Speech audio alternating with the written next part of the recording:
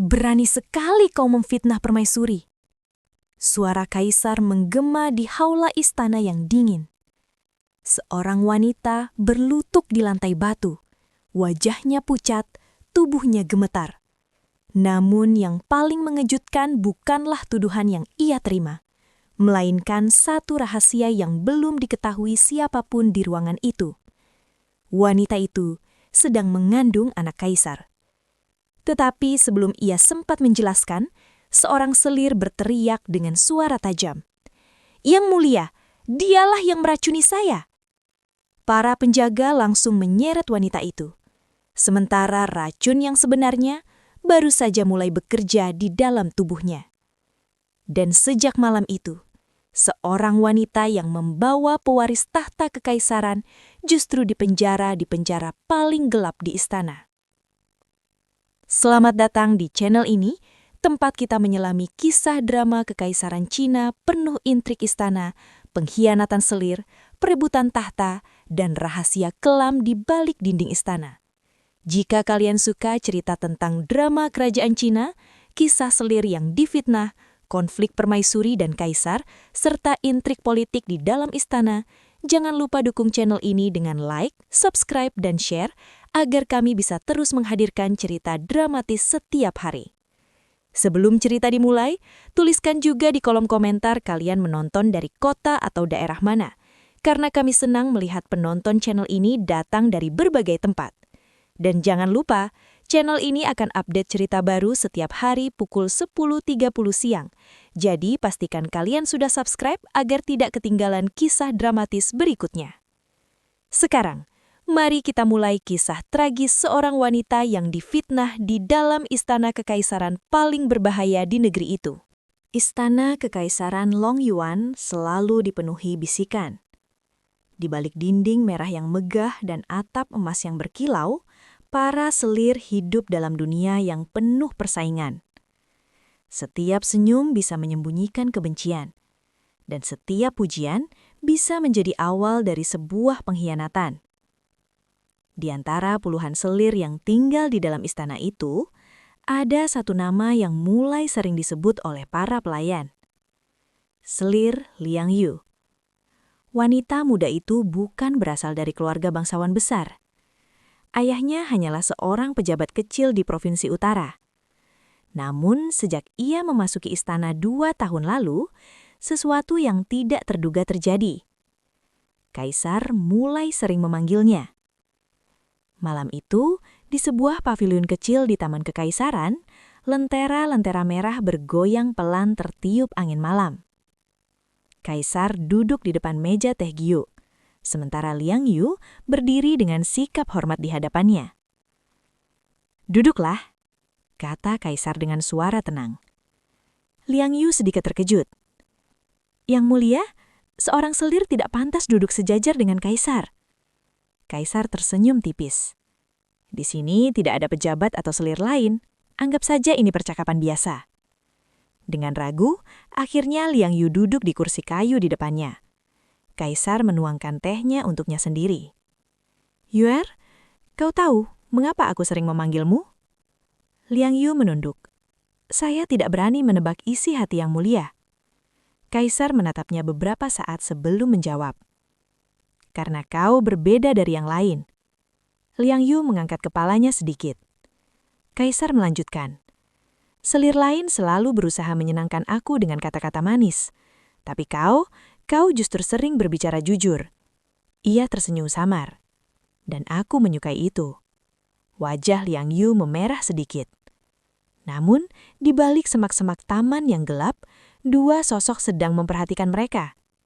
Salah satunya adalah Selir Ning. Wanita itu dikenal sebagai selir dari keluarga bangsawan berpengaruh. Selama bertahun-tahun, ia percaya bahwa dirinya adalah wanita yang paling pantas berada di sisi kaisar. Namun sekarang, perhatian kaisar justru jatuh kepada Liang Yu. Selir Ning menggenggam kipasnya erat. "Kau lihat itu?" bisiknya kepada pelayannya. Pelayan itu menunduk. "Iya, Nyai." Selir Ning tersenyum dingin. Dia bahkan bukan putri bangsawan, tapi berani mengambil perhatian kaisar. Pelayan itu bertanya pelan. Apakah Nyai ingin memberi pelajaran kepadanya? Selir Ning menatap pavilion itu lagi. Kaisar dan Liang Yu sedang tertawa pelan. Pemandangan itu membuat hatinya semakin panas. Aku tidak akan melakukan sesuatu yang terlalu mencolok. Tapi jika wanita itu terus berada di dekat Kaisar, suatu hari dia bisa menjadi ancaman. Pelayan itu berbisik. Ancaman bagi siapa, Nyai? Selir Ning menutup kipasnya perlahan. Bagi semua orang di istana ini. Ia menatap Liang Yu dengan mata penuh kebencian. Terutama bagi aku. Sementara itu, di pavilion taman, Liang Yu tidak menyadari bahwa dirinya sedang diawasi. Ia hanya berkata dengan hati-hati kepada Kaisar, "Yang mulia, perhatian Anda terlalu besar untuk seorang selir seperti saya." Kaisar memandangnya tajam. "Apakah kau takut?" Liang Yu terdiam sejenak sebelum menjawab. "Bukan takut pada Yang Mulia, tapi pada istana ini." Kaisar mengangkat alisnya. "Kenapa?" Liang Yu menatap lentera-lentera yang bergoyang di taman. Karena di tempat seperti ini, seseorang bisa jatuh bukan karena kesalahannya sendiri.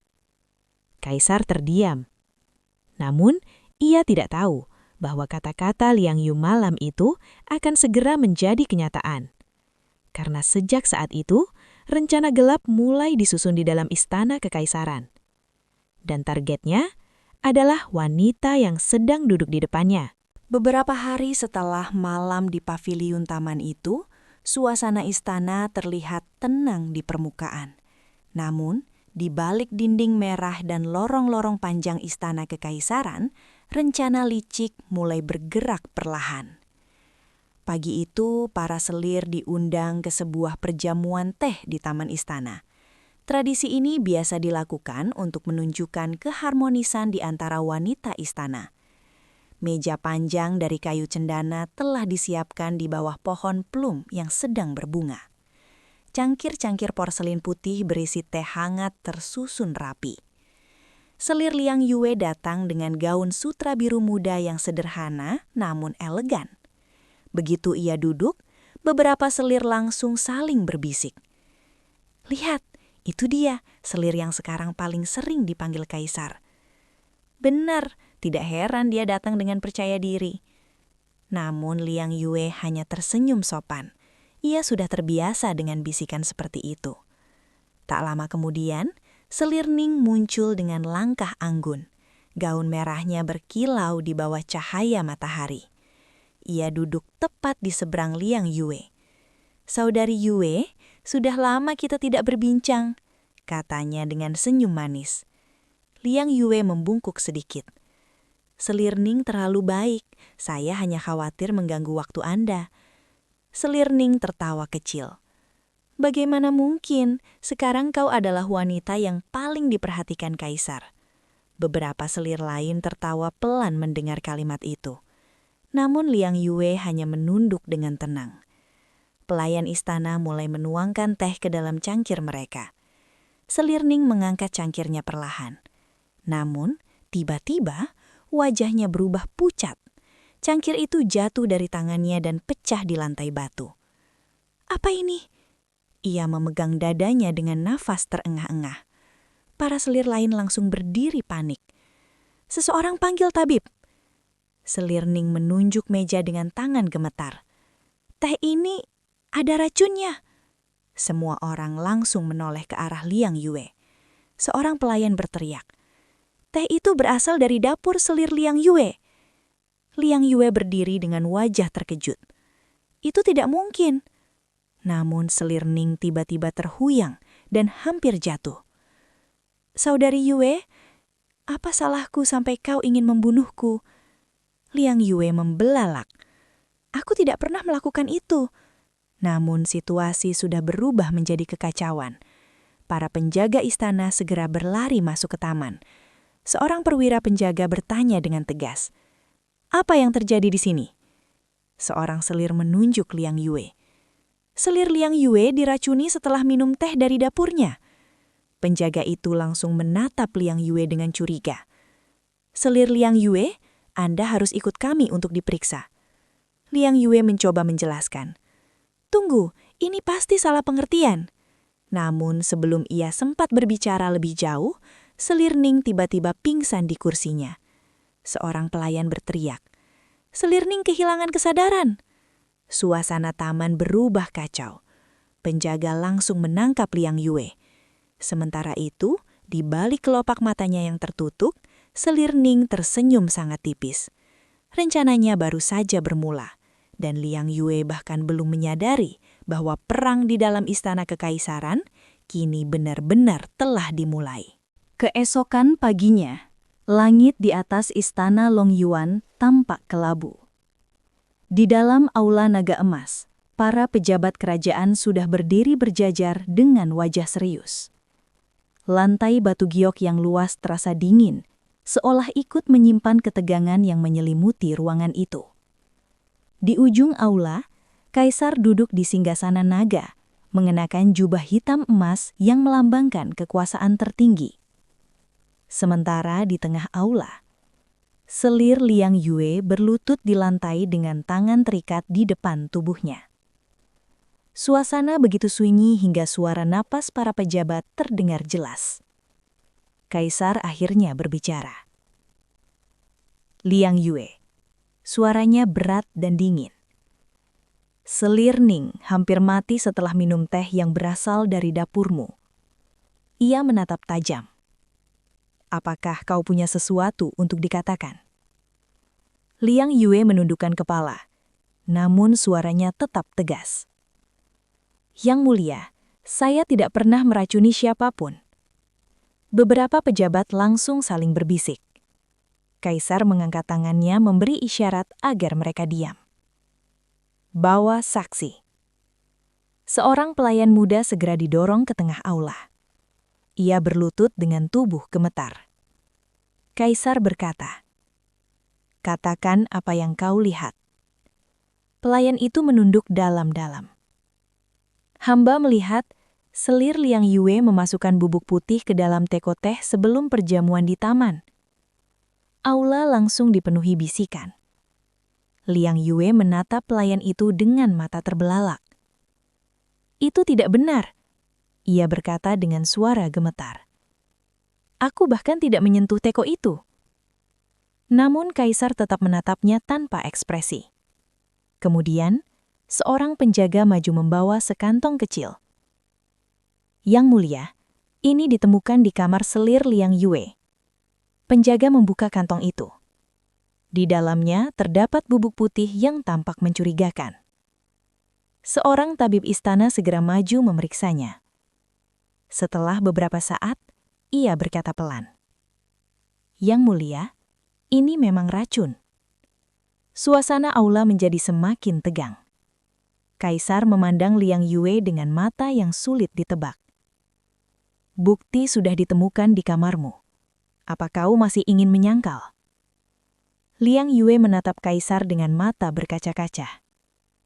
"Yang mulia, seseorang menjebak saya." Ia menarik napas. "Selama ini saya hanya berusaha menjalani hidup dengan tenang di istana. Saya tidak punya alasan untuk menyakiti siapapun." Kaisar terdiam beberapa saat. Namun sebelum ia sempat berbicara, Selir Ning dibawa masuk oleh para pelayan. Wajahnya pucat, langkahnya lemah. Ia berlutut di samping Liang Yue. "Yang mulia," katanya lirih, "saya tidak ingin memperbesar masalah ini." Ia menoleh kepada Liang Yue dengan ekspresi sedih. "Saudari Yue, jika aku pernah menyinggungmu, aku minta maaf. Tapi mengapa kau ingin membunuhku?" Liang Yue menggeleng cepat. "Aku tidak pernah melakukan itu." Namun tangisan Selir Ning menjadikan para pejabat semakin yakin. Kaisar akhirnya berdiri dari singgasana. Suasana aula langsung menjadi sangat tegang. Ia menatap Liang Yue dengan mata dingin. "Di dalam istanaku, aku tidak akan mentoleransi pengkhianatan." Ia mengangkat tangannya. Selir Liang Yue terbukti meracuni Selir Ning. Liang Yue membeku. "Yang mulia," namun Kaisar sudah menyelesaikan kalimatnya.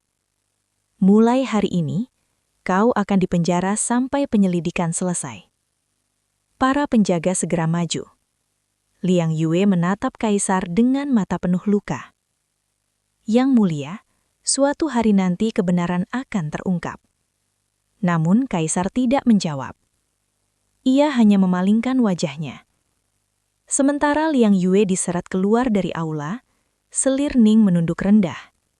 Namun di balik wajah lemah itu, sebuah senyum tipis perlahan muncul. Rencananya berhasil, dan wanita yang paling diperhatikan kaisar itu akhirnya jatuh ke dalam penjara istana. Penjara bawah tanah istana Long Yuan adalah tempat yang jarang diketahui orang luar. Lorong-lorong batu yang gelap dan lembab dipenuhi suara tetesan air dari langit-langit. Cahaya obor yang redup membuat bayangan dinding tampak bergerak seperti hantu. Di salah satu sel paling dalam, Liang Yue duduk bersandar pada dinding batu yang dingin. Gaun sutra yang dulu indah kini kotor oleh debu penjara. Ia memeluk perutnya dengan kedua tangan. Nafasnya terasa berat. Beberapa saat kemudian, langkah kaki terdengar mendekat. Seorang pelayan wanita tua muncul di depan jeruji besi. Itu adalah Mei Lan, pelayan yang telah melayani Liang Yue sejak pertama kali ia masuk istana. "Nyonya," ia berbisik pelan. Liang Yue mengangkat kepalanya. "Mei Lan, bagaimana kau bisa masuk ke sini?" Pelayan itu menoleh ke kanan dan kiri, memastikan tidak ada penjaga yang mendengar. "Aku menyuap penjaga dengan semua tabunganku." Ia mendekat ke jeruji besi.